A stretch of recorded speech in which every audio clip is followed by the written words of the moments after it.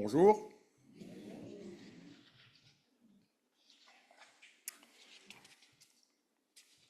De qui sommes-nous esclaves? C'est le titre du message. Ce n'est pas une question que je vous pose, même si vous pouvez y réfléchir.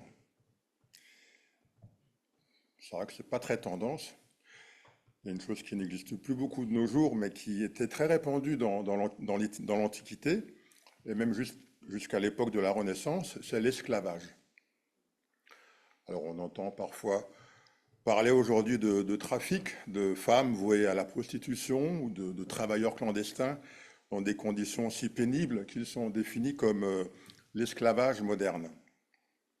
Alors ça existe effectivement de nos jours, mais c'est la plupart du temps pointé du doigt, interdit, puni par la loi, dénoncé. Mais il faut garder à notre esprit qu'à certaines époques, pas si lointaines, l'esclavage était tout à fait accepté et que c'était un mode de fonctionnement, un statut bien intégré dans les sociétés. Alors, comment devenait-on esclave? Alors, en faisant tout simplement des prisonniers pendant les guerres, il suffit de lire l'Ancien Testament, en faisant ses achats auprès des marchands d'esclaves. Rappelez-vous, Joseph a été vendu par ses propres frères, à des marchands qui vendaient des esclaves. Par naissance, tout simplement. Hein. On naissait dans une maison où il y avait un maître et des esclaves, et mon père était l'esclave. Ou en proposant, ou en étant contraint parce qu'on n'était pas capable de restituer, par exemple, le produit d'un vol pour un voleur ou une compensation à une victime en cas d'accident. Et quasiment toutes les époques où ont été écrits les différents livres de la Bible ont connu l'esclavage comme mode courant de fonctionnement. Alors que pour nous, pour vous aujourd'hui, j'imagine que ça semble lointain, inimaginable. C'est l'Antiquité, oui. Bien, sauf pour peut-être une certaine catégorie d'entre nous, il suffit d'être d'origine ou d'être antillais, ou de vivre ou d'avoir vécu dans certains pays d'Afrique ou même en Amérique du Nord. Ce n'est pas si lointain dans l'histoire. Aujourd'hui, la France est encore en procès avec des descendants d'Antillais qui réclament des dommages et intérêts pour tous les préjudices subis par leurs anciens, par les colons français. Les Néerlandais ont eu recours à l'esclavage en même temps que les Français à peu près. D'ailleurs, aujourd'hui, il y a les Antilles hollandaises. Je suis sûr que tout le monde ne le sait pas, mais il y a des petites îles au milieu de l'océan quelque part, qui sont antillaises aujourd'hui parce qu'ils ont dû recourir à l'esclavage à une certaine époque.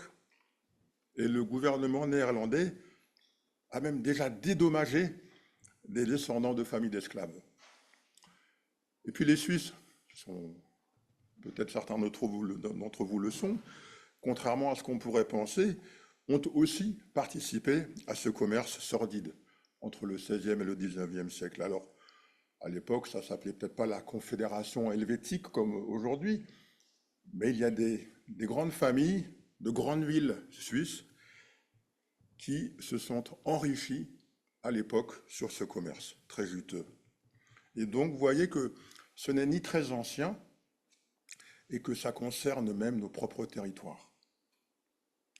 Et bien, des passages dans la Bible comparent notre relation avec notre prochain comme celle d'un maître avec son esclave. Je vous invite à lire Matthieu, au chapitre 20, le verset 27. « Quiconque veut être le premier parmi vous, qu'il soit votre esclave. » Alors je remets vite le contexte de je ne vais pas vous relire tout le chapitre, mais c'est une femme avec ses deux fils qui étaient disciples de Jésus, qui est venue voir Jésus et qui a demandé à Jésus, « Jésus, s'il te plaît, permets à mes deux fils d'être l'un à ta droite et l'un à ta gauche sur ton trône. » Jésus a dit, « N'imagine pas ce que tu me demandes, c'est impossible. » Et les 10 autres disciples étaient consternés. Et Jésus a répondu, « Mais quiconque veut être grand parmi vous, qu'il soit votre serviteur, et quiconque veut être le premier parmi vous, qu'il soit votre esclave. » Alors pour nous, c'est peut-être un mot un petit peu abstrait, mais au temps de Jésus, les esclaves étaient réellement des esclaves.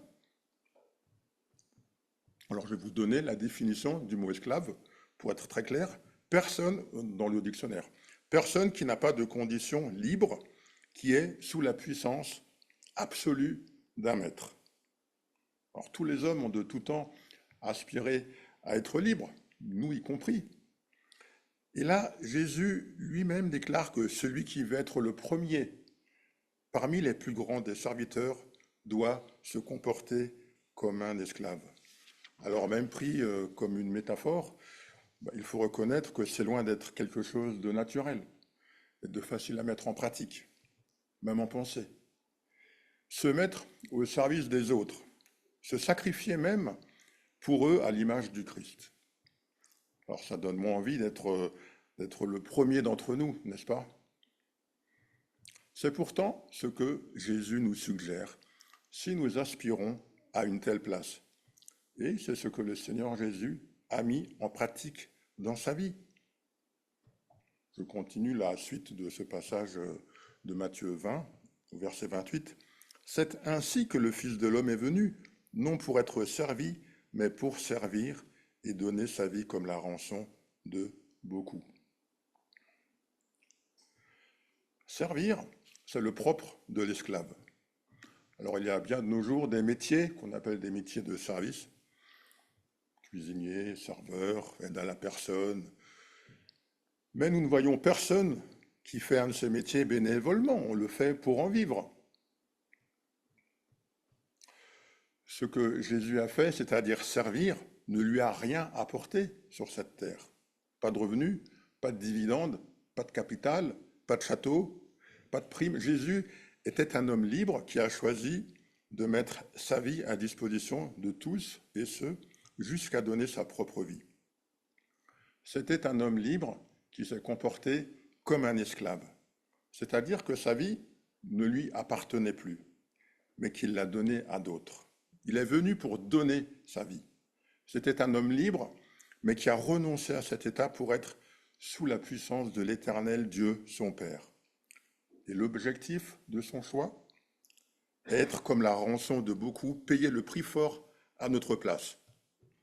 Car le salaire du péché, c'est la mort, mais le don gratuit de Dieu, c'est la vie éternelle en Jésus-Christ, notre Seigneur. Vous connaissez tous, je pense, ce verset presque par cœur.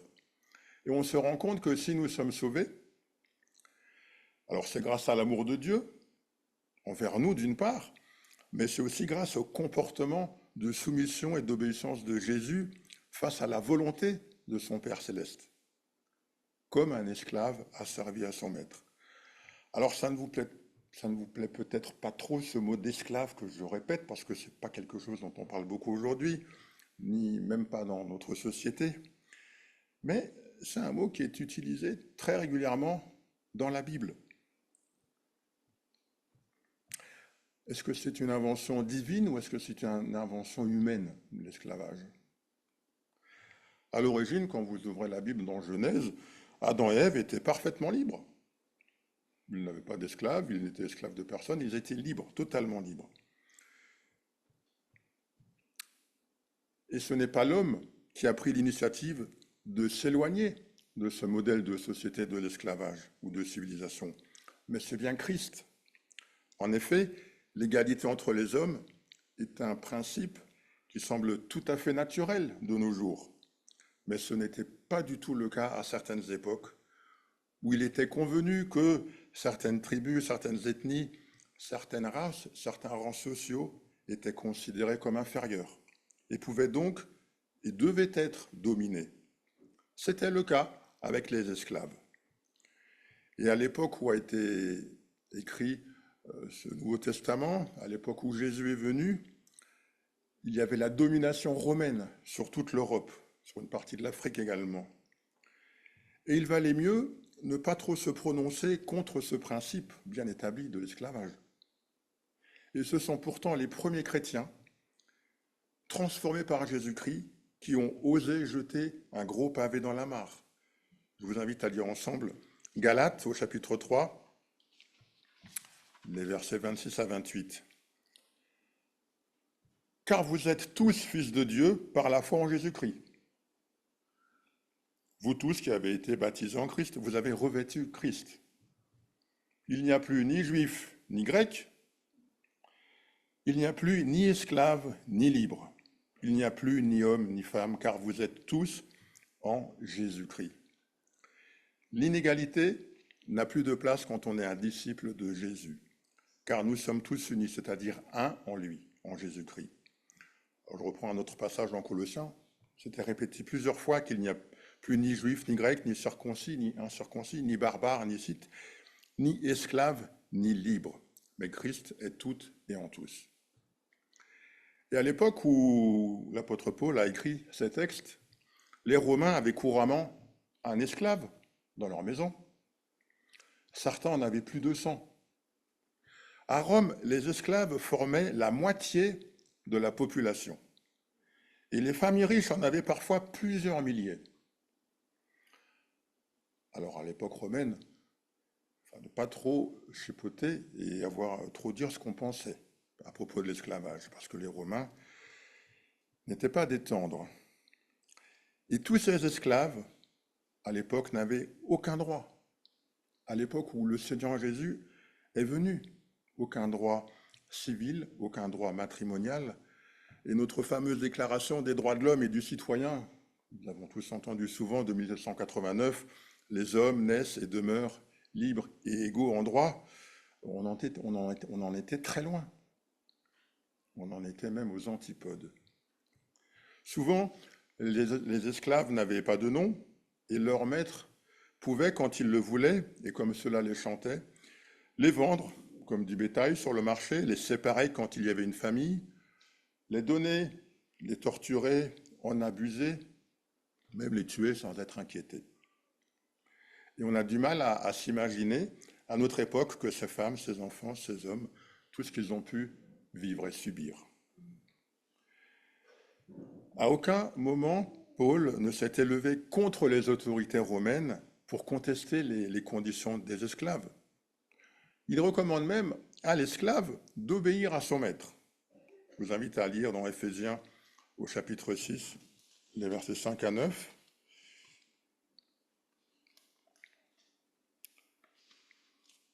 Éphésiens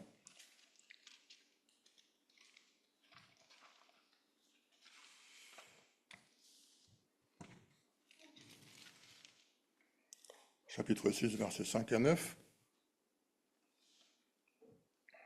Serviteurs, obéissez à vos maîtres selon la chair, avec crainte et tremblement, dans la simplicité de votre cœur, comme à Christ, non pas seulement sous leurs yeux, mais pour plaire aux hommes, mais comme des serviteurs de Christ qui font de bon cœur la volonté de Dieu. Servez-les avec empressement, comme servant le Seigneur et non des hommes, sachant que chacun, soit esclave, soit libre, recevra du Seigneur selon ce qu'il aura fait de bien. Et vous, maîtres, agissez de même à leur égard, et abstenez-vous de menaces, sachant que leur maître et le vôtre est dans les cieux, et que devant lui, il n'y a point de favoritisme. Le comportement du maître doit être également empreint de respect et d'amour même, sachant que le maître recevra aussi du Seigneur selon ce qu'il aura fait de bien. Alors les Écritures ne font pas l'apologie, bien entendu, de l'esclavage, mais il faut bien garder à l'esprit que c'était le fonctionnement habituel à l'époque de la société. Par contre, Paul affirme les devoirs réciproques des esclaves et des maîtres. Alors aujourd'hui, on reprend ces mêmes textes pour présenter le comportement que doit avoir un employé avec son employeur ou un employeur avec son employé. C'est plus facile pour nous aujourd'hui de s'entendre dire « obéissez avec crainte à votre employeur ou avec respect, de bon cœur, non pas pour plaire aux hommes, mais comme des serviteurs de Christ ». Que pour des esclaves à l'époque qui n'avaient de toute manière la plupart du temps, par définition, aucun droit à aucune considération, et qui avaient des conditions de travail inhumaines et qui n'ont simplement aucun mot à dire. Alors si l'Éternel a permis à ce que les paroles de Paul évoquent si souvent l'esclavage dans sa parole, c'est aussi parce que notre condition humaine y est liée d'un point de vue spirituel. C'est ce que Jésus affirme à des Juifs qui l'écoutent. Je vous invite à aller dans l'évangile de Jean, au chapitre 8, et les versets 30 à 34.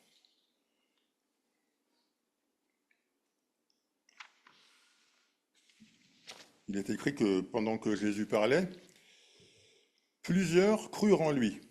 Et il dit donc aux Juifs qui avaient cru en lui, « Si vous demeurez dans ma parole, vous êtes vraiment mes disciples. » Jusque-là, pas de problème. « Vous connaîtrez la vérité, et la vérité vous affranchira. » Affranchir, déjà, c'est un mot qu'on utilise surtout quand un esclave est délié de sa fonction d'esclave. Il est affranchi, il est libéré.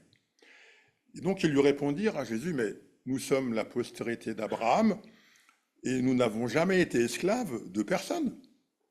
Comment dis-tu, vous deviendrez libres? Nous sommes déjà libres, sous-entendu. En vérité, je vous le dis, leur répliqua Jésus, quiconque se livre au péché est esclave du péché. Les Juifs pensaient à l'esclavage au sens propre, à l'époque égyptienne où le peuple hébreu avait été esclave du pharaon d'Égypte, mais Jésus utilise le parallèle pour évoquer l'esclavage du péché. Commettre le péché, se livrer au péché est plus grave car cela va contre la volonté de Dieu. Et les Juifs avaient beau affirmer et penser qu'ils étaient les fils libres d'Abraham, en fait, Jésus leur affirme qu'ils sont esclaves du péché. Et Jésus leur apprend alors qu'il est possible d'être affranchi, c'est-à-dire réellement libéré. Et ce libérateur est justement devant eux, c'est celui qui leur parle. C'est ce qu'on comprend quand on dit la suite. Or, l'esclave ne demeure pas toujours dans la maison, le Fils y demeure toujours. Si donc le Fils vous affranchit, vous serez réellement libre. Si le Fils de Dieu, Jésus-Christ, vous affranchit, vous serez réellement libre. L'homme a donc le choix entre deux variantes. Soit rester esclave de son état naturel, donc du péché, avec tout ce que cela entraîne, soit en se livrant à un maître qui accorde le pardon et devenir esclave de ce Dieu miséricordieux. Alors je vais relire Romains au chapitre 6, les versets 22-23.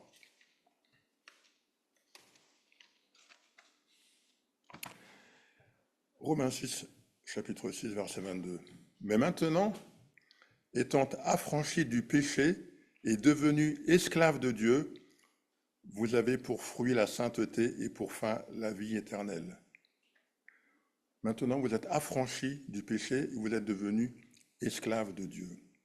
C'est-à-dire qu'être esclave du péché, que refuser Jésus-Christ, Fils de Dieu, conduit à la mort. Et c'est-à-dire qu'être esclave de Dieu par Jésus-Christ conduit à la vie éternelle avec notre Seigneur et Sauveur. Nous sommes alors saints, c'est-à-dire dans le sens où l'on est mis de côté, à l'abri de la mort éternelle. Je vous relis un autre verset dans 1 Corinthiens, au chapitre 7, les versets 21 et 23. « L'esclave qui a été appelé dans le Seigneur est un affranchi du Seigneur. De même, l'homme libre qui a été appelé est un esclave de Christ. Vous avez été rachetés à un grand prix. Ne devenez pas esclaves des hommes. » L'esclavage des hommes par les hommes, il est subi. C'est une contrainte, parce que les hommes sont animés par le péché et parce que les hommes veulent toujours dominer leur prochain. L'esclavage du Christ est proposé librement parce que le Seigneur aime sa création, et en particulier chacun d'entre nous. Les hommes ne parviendront jamais à supprimer l'esclavage. Même si on le voit moins aujourd'hui, on le voit encore de façon plus discrète, moins récurrente, mais il reste présent. Dieu est le maître rêvé, devenu réalité par Jésus-Christ. il est venu pour nous affranchir de notre état misérable. Paul déclare en 2 Pierre, chapitre 2, au verset 19, la première partie, Pierre, pardon. Chacun est esclave de ce qui a triomphé de lui. Chacun est esclave de ce qui a triomphé de lui. Alors, si on n'a pas le choix de ce que la vie nous fait traverser, la vie nous laisse le choix de choisir son maître. Pour conclure, j'aimerais revenir faire un retour vers l'Apocalypse où, pendant ces dernières semaines, Pascal nous a conduits. Et le livre de l'Apocalypse, pour moi en tout cas, c'est rempli de mystères, de choses que je ne comprends pas, qui ne sont pas toujours claires. Et pourtant, en le relisant dernièrement, nous voyons que nous sommes avertis que l'esclavage sera de retour pour un temps, alors qu'il a été banni par des nations civilisées. Je pense que l'on peut se considérer, en tout cas on se considère, dans une nation civilisée. Alors je ne vais pas vous lire tout le chapitre 18 de l'Apocalypse, je vais juste vous donner le contexte. Dans l'Apocalypse 18, il est parlé de la Grande Babylone.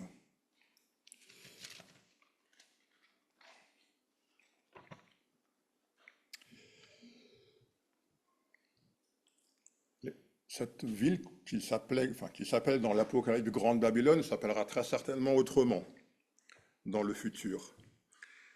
Et cette ville est décrite comme étant la capitale et le joyau de l'empire de l'Antichrist. Il est indiqué que les chefs politiques et que les dirigeants d'entreprises seront prisonniers de ce système commercial très très prospère, où ils pourront devenir immensément riches. Et un jour, il est indiqué que cette ville, qui sera le centre du monde commercial, sera détruite par la main de Dieu.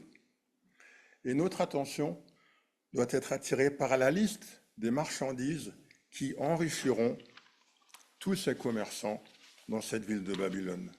Alors je vous invite à lire dans Apocalypse 18 les versets 11 à 13.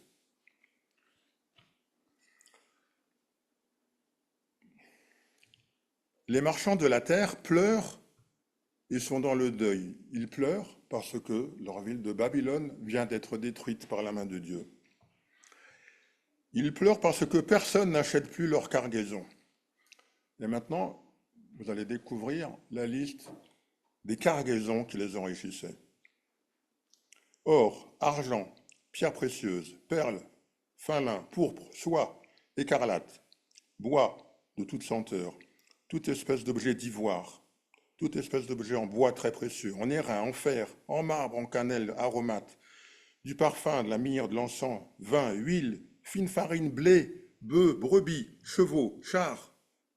Et les deux derniers, de corps et d'âmes d'hommes, ou humaines selon les versions.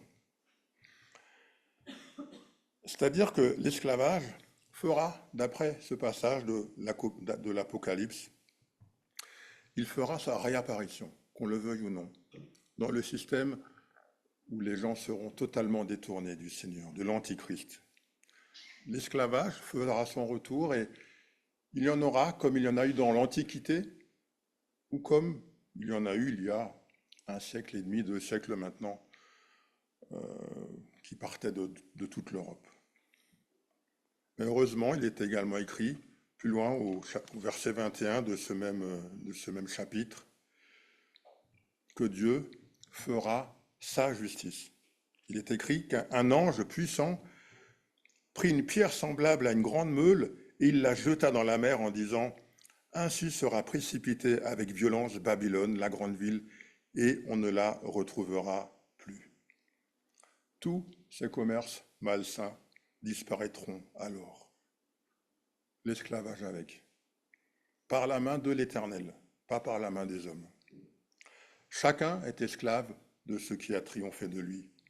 Alors choisissons le bon maître. Amen.